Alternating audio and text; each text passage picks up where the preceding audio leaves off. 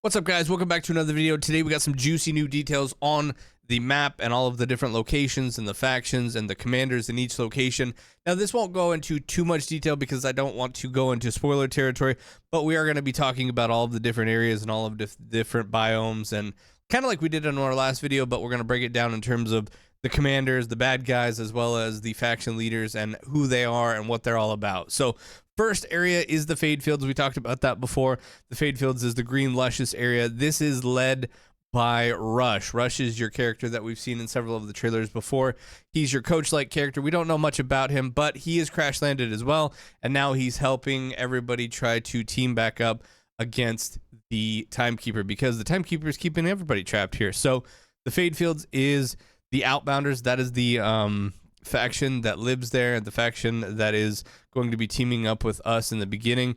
And now each zone has a set of commanders, and the commanders are the quote-unquote bad guy of the area, and this is by the idolater Saul. If you guys have seen him, he's the big guy. He was the bad guy of the Fadefields, and he once lived in the city that the Timekeeper has now surrounded himself and, you know, fortified himself up into, but he once lived in the city, and he so badly wants to get back to his good graces with the Timekeeper, and he wants to be the Timekeeper's right-hand man.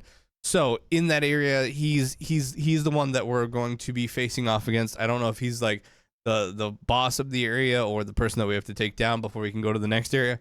Not sure how that's all going to work, but we do know that he is definitely the bad guy, and we've kind of seen that in the trailers. He kind of pops up in little story bits here and there, and we've seen in some of the footage, but now we can confirm that he's the bad guy of the area. We can confirm that the area is led by a guy named Rush, and it is called the Outbounders. The next area they talk about is the Terminus Range, and this is the snowy area, and this is where you have the faction called the Augers.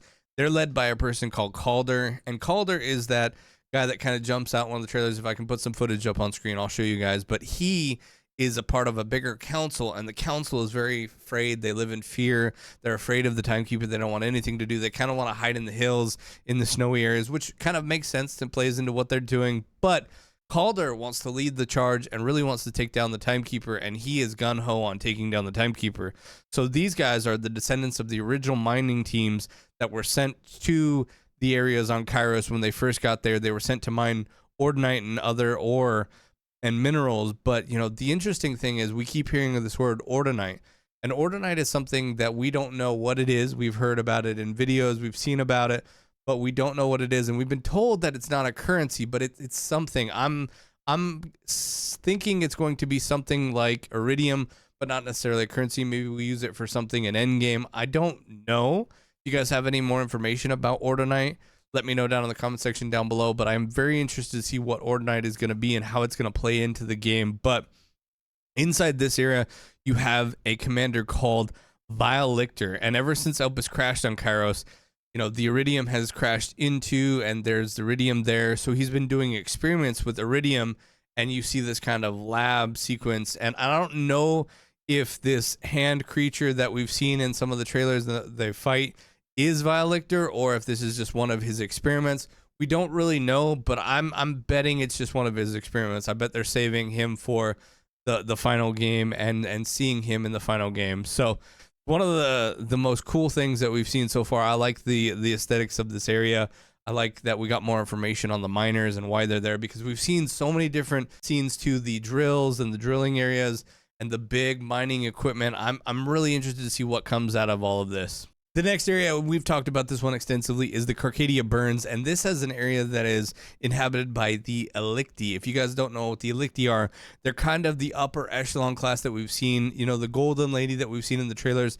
This is a lady called Vying, and she actually was once in the city and was a part of the city.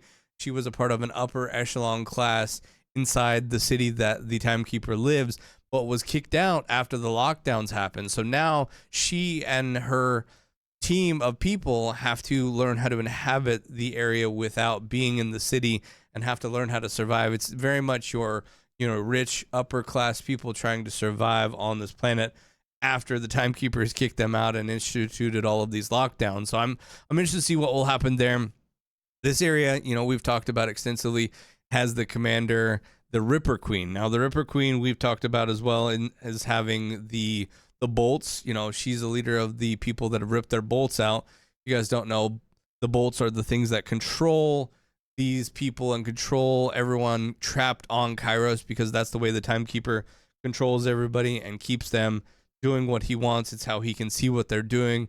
And in this area, some of these people have ripped out their bolts, making them insane, making them crazy. And as Elpis crashes into Kairos, you see a lot of the psychomasks fall down. We still don't know how that's all going to play out, but the psychomasks have fallen down, and some of these rippers have put on the psychomasks and gone crazy because they ripped their bolt out. And this is where the faction comes from.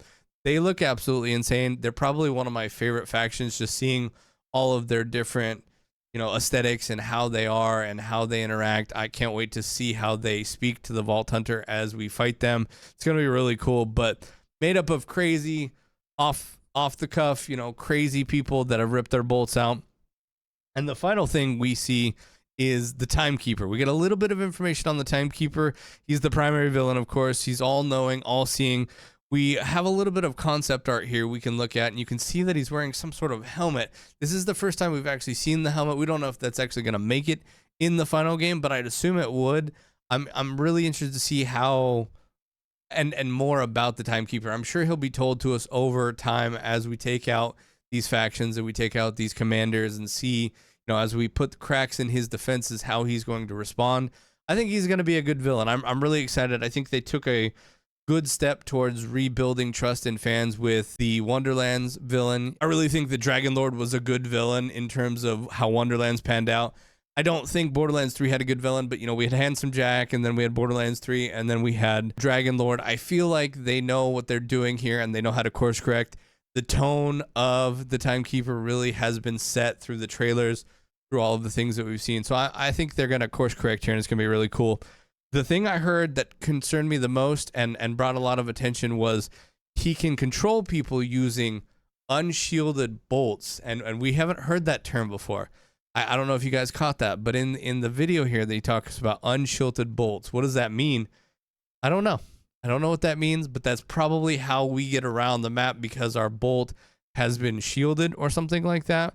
And how we get our bolt shielded, or how we protect our bolt in terms of getting it put in, because we can't necessarily get it removed, because that would allow us to leave Kairos, and we don't want that, because then the whole story has no point. So we must find a way to get our bolt shielded at some point. So interested to see what becomes of that. If I find out any more information on that, I'll definitely share it with you guys. But so far, that's all we've seen, and that we know about the new areas, the new biomes and their leaders, and then the commanders in the area. I think it's going to be really cool.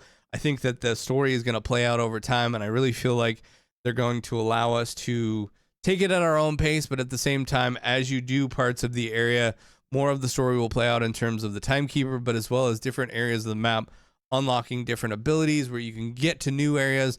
I think it's going to be set up in a way that the narrative just unfolds over time, and it's going to be great, and all of these stories will be deep, and we'll have new factions and new areas to explore, and then we got to find out what the heck Ordinite is. But all that being said, hopefully you guys did enjoy this video. I know this is kind of a complete rehash of what the video was. If you guys want to check out that video, I'll link it down below. But I do like to discuss these things. I do like to dive into them a little bit deeper and see what you guys have, what you guys think, and my opinions on it, and all of that kind of stuff. So if you guys did enjoy this video, be sure to give it a big old thumbs up. If you guys are new here and want more Borderlands 4 content, we're posting videos every single week. Go ahead and give this whole channel a subscription. I would appreciate that immensely. Thank you guys so much for watching, and we'll see you guys in the next video.